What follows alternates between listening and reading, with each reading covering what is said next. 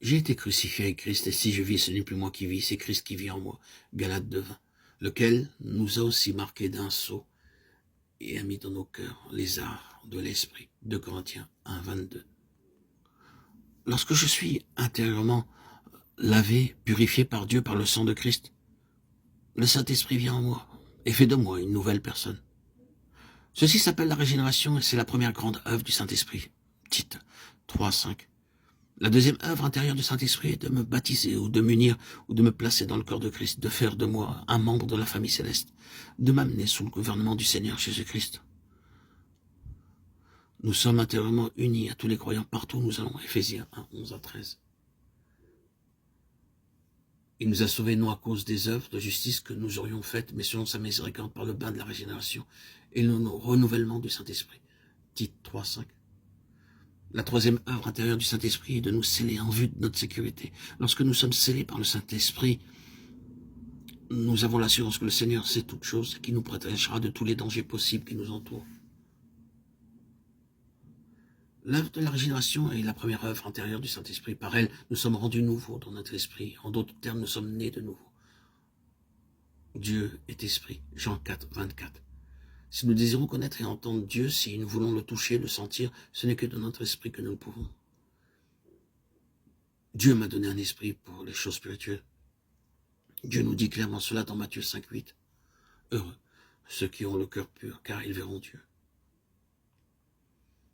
Dieu peut être vu, mais non par les yeux naturels. Nous pouvons entendre la voix de Dieu, mais rarement par nos oreilles naturelles. Le Seigneur répond à nos appels. Et comment? Par son esprit. Et pourquoi ne pouvons-nous pas voir clairement Dieu, même en esprit? À cause de nos péchés. La quatrième œuvre intérieure du Saint-Esprit, c'est qu'il est le gage de notre héritage. Éphésiens 1:14, 2 Corinthiens 22.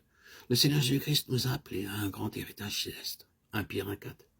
Il désire que vous et moi, nous soyons prêts pour notre part à l'héritage céleste. La preuve en est le gage du Saint-Esprit. L'esprit de révélation est la cinquième œuvre intérieure du Saint-Esprit. Éphésiens 1:16-20. Le Saint-Esprit m'est donné afin que je sache comment utiliser cette merveilleuse puissance de la résurrection pour tous mes besoins. La sixième œuvre intérieure se trouve dans Éphésiens 3:16-19, afin que nous soyons puissamment fortifiés par son esprit dans l'homme intérieur. Cette œuvre se poursuit dans le croyant. Plus nous sommes fortifiés dans l'homme intérieur, plus nous sommes qualifiés pour être remplis de plénitude de Dieu. Vérifiez-le chaque fois que vous vous sentez spirituellement vide, stérile ou sans ressources, faible. Mettez-vous à genoux et dites, Seigneur, fortifie-moi dans l'homme intérieur et verse en moi ton esprit. Puis, attendez par la foi.